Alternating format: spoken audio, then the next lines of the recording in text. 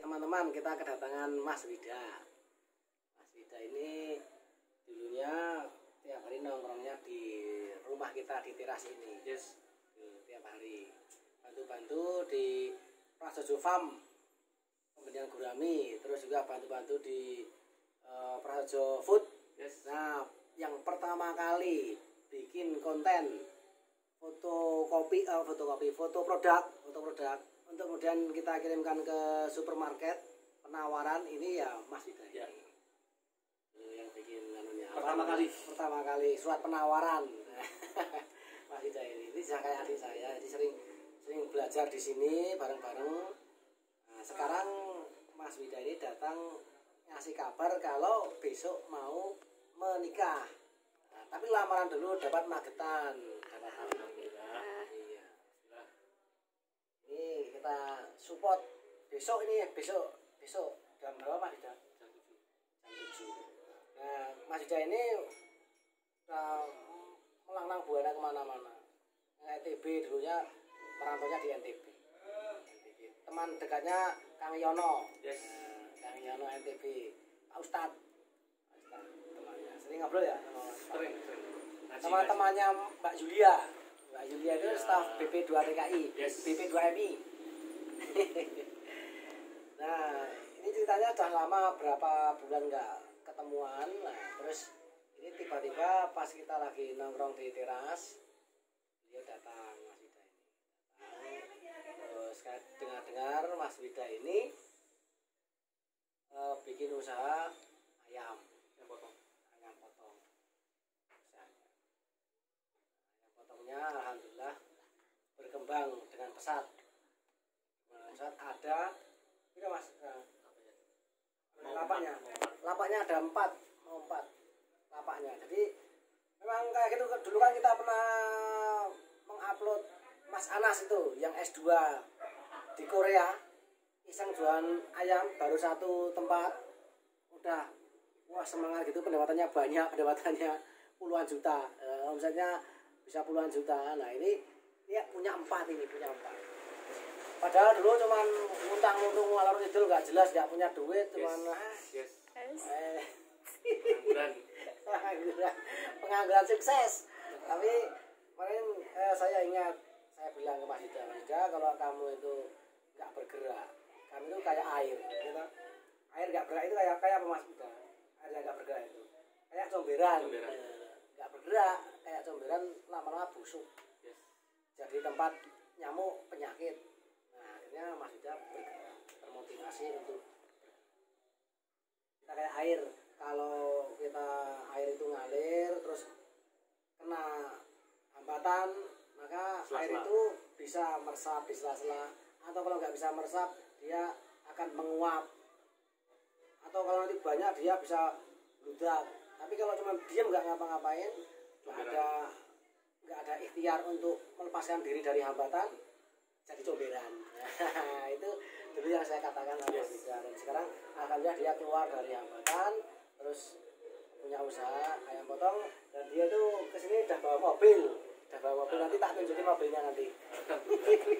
Mobil angkutan, Masya Allah. Saya aja mobilnya cuma odong-odong. Mas Wida mobilnya baru celing. Oke. Nah, ini ceritanya gimana Mas Wida dulu kok bisa terus banting setir di bisnis ayam, ceritanya gimana? Keadaan. Awal pandemi. Justru gara-gara pandemi. Awal pandemi pertama. Ketika diumumkan sama pemerintah Kota Yogyakarta bahwa ada pandemi, musisi kan, saya musisi dulu.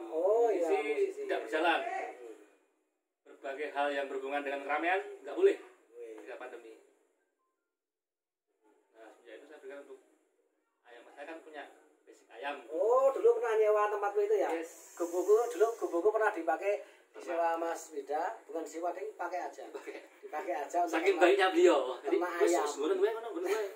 Rasa bayar wes. Beliau ayam. Ini poin beliaunya begitu, suka ngasih ke orang. Terus mati semua. Gagal total. Wah, tapi enggak apa. Sekarang ambruk, karena gubuknya udah ambruk kan. Enggak ada orang mati. Kebutuhan kesetrum. Pandemi. Nah, itu banyak kenangan. Terus dari 2 ekor ayam? Nggak laku. Saya lebih banyak cerewetnya promo, jadi teman-teman saya kan banyak, jadi teman-teman itu membantu support dan 400 kilo berarti. 400 kilo sehari. 4 kintal. 4 kintal sehari. 400 kilo itu saya sekilonya badine 5.000 dihitung iso ya. Kurang lebih segitu. Iya kan? Masalah ayam. Jadi kalau ada teman kita yang bingung mau usaha apa ya, bingung mau apa-apa, jadi pedagang. Modalnya cuman apa, meja sak gini, sama timbangan, sama celemek, sama apa itu yang peso, duduk udah ya mas ya. Dulu awalnya tadi, sekarang kan, tapi sekarang dia bikin modern, pakai showcase semua. Pakai showcase? Kulkas showcase gini. Pintu. Oh iya. Pintu berarti nyewa ruko gitu? Enggak pinggir jalan? Enggak, sekarang udah ruko semua. Wah, Mas Anas, sampean kalah, sampean. Isane pinggir jalan pakai meja, ini udah pakai ruko. Kayak basement. Yes, kelas basement. Mas Anas. Ayo. Mas Anas kerja. Mas Anas itu teman kita di Korea juga. Ayam. Kita belum ngobrol. Perlu ngobrol.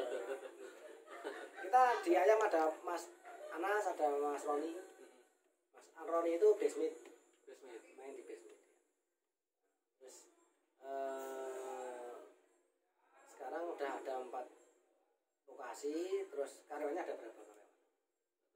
Sekarang karyawannya dengan? Saya baru 6. Oh baru 6. Di basement kelasnya beda. Ya beda. 6 orang karyawan. Itu kalau mau maju ya memang harus gitu. Harus mau menggaji orang lain, berbagi. Ya. Kalau wah saya nggak kuat gaji orang, saya nggak bisa berbagi, semua tak kerjakan sendiri, yang nggak punya nggak bisa berkembang.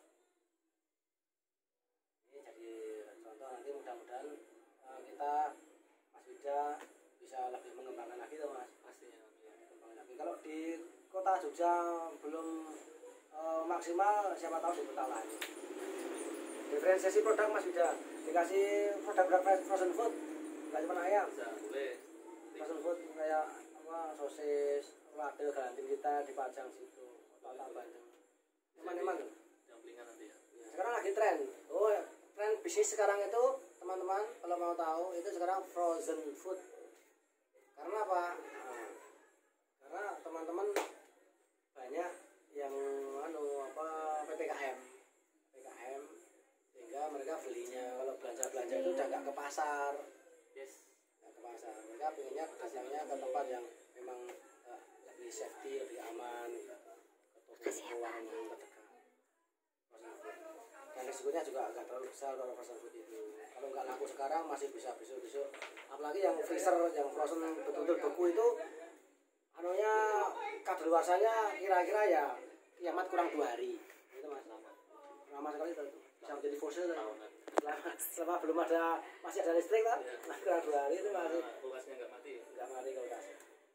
Ini Mas Wida besok mau lamaran, saya kasih apa ya namanya, nasihat ini pengalaman pribadi. Jadi ijazah dari guru saya itu, kalau mau nikah itu adalah kesempatan kita untuk berbuat baik, mengalahkan setan. Dan kalau dalam kaitan sama usaha, menikah itu kesempatan kita untuk scale up usaha, naik kelas. Keren tau? Wah, nek menikah itu terus aku kan bebanku banyak. Enggak. Kalau nikah itu justru bebannya enteng. Kita ngangkat meja itu sendirian nggak kuat, berdua sama istri. Yang kedua, Tuhan itu menjanjikan kalau nikah akan dikayakan. Nah, mulainya dari mana? Dimulai dari mahar.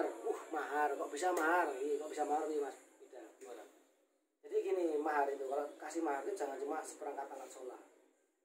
Kalau mahar itu kalau seperangkat alat sholat, sampean dituntut untuk menjaga sholat istri dipakai.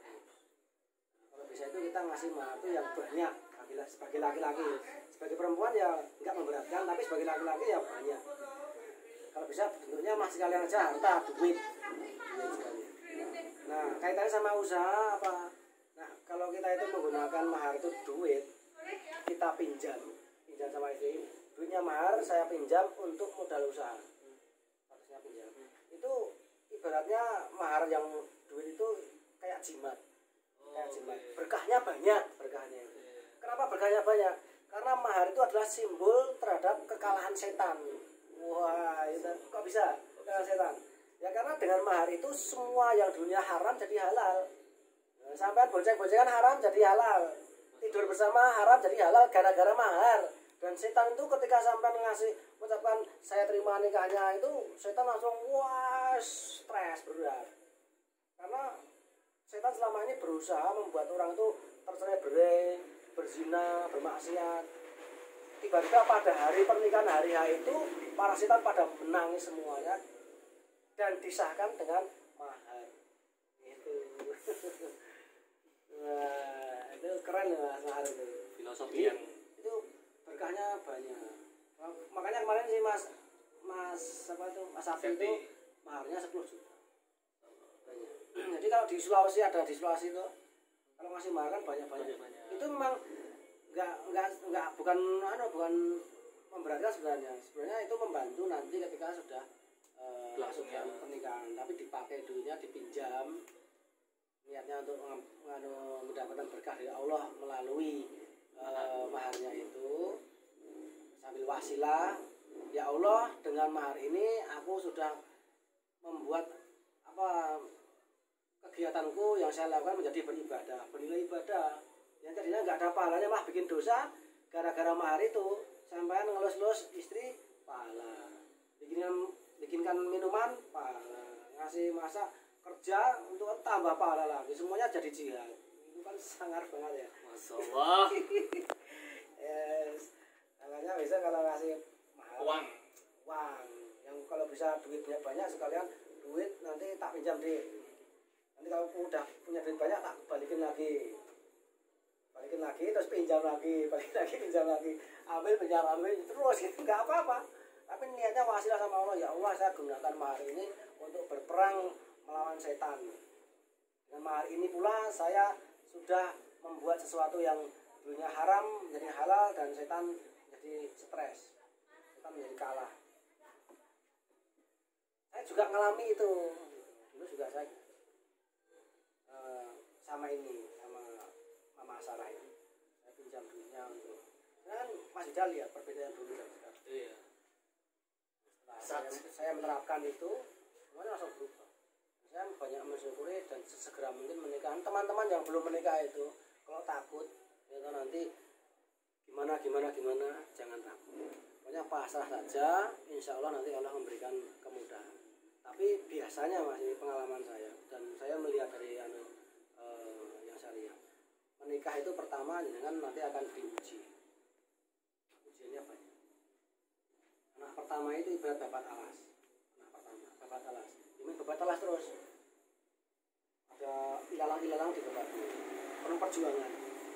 Banyak di antara orang-orang itu pada saat punya anak pertama itu mengalami perjuangan yang berat. Ujiannya banyak. Karena ibaratnya babat alas. Nah itu nanti akan ekonomi akan membaik ketika anak kedua lahir. Anak kedua lahir ekonominya naik. Jadinya sampai yang baru punya anak satu segera dikasih anak dua, insya Allah nanti ekonominya akan berubah. Karena Allah itu sudah menjamin rezeki, tiap anak itu menjamin rezeki. Gak mungkin Allah nggak menjamin rezeki. Ada anak dua, anak tiga sudah dijamin rezeki. Yang buat kita itu kekurangan rezeki itu karena nafsu keinginan kita, gaya hidup, lifestyle kita. Sebenarnya udah semua udah kita sudah dicukupkan sebenarnya. Cuman kalau kita tuh pengennya HP yang mereknya S12 itu yang nggak ada relevansinya gitu. Memang kecuali kalau mau udah kaya ya, insya Allah besok saya dampingi ke Magetan kawan-kawan besok. Nah, teman-teman yang di Magetan besok silakan kalau mau ketemuan saya datang, telepon saja atau WA segera meluncur besok Ahad jam 7 tuh. Jam 7 kakak. Terus nggak boleh bawa istri Mas? Boleh. Nggak usah. Tapi kan PPKM. Oh, PPKM. Nanti cegah polisi. Ya di rumah aja. Oke teman-teman semuanya, ada pesan dari Mas Yuda untuk teman-teman yang lain. tetap semangat, jangan menyerah. Tetap putus asa, jangan semangat. Peliharalah putus asa. Kurangi semangat, tidur yang banyak. Maka kau akan jadi comberan. Jadi comberan. Ya. Oke, terima kasih teman-teman semuanya dan terima kasih Mas Yuda. Mudah-mudahan ini bermanfaat. Jangan takut menikah. Maka menikah itu akan membuat Anda kaya, membuat Anda rezekinya lancar. Kalau perlu banyak anak, diperbanyak anaknya. Banyak anak, banyak rezeki, apalagi banyak istri. Rezekinya sudah makin banyak. Assalamualaikum warahmatullahi wabarakatuh.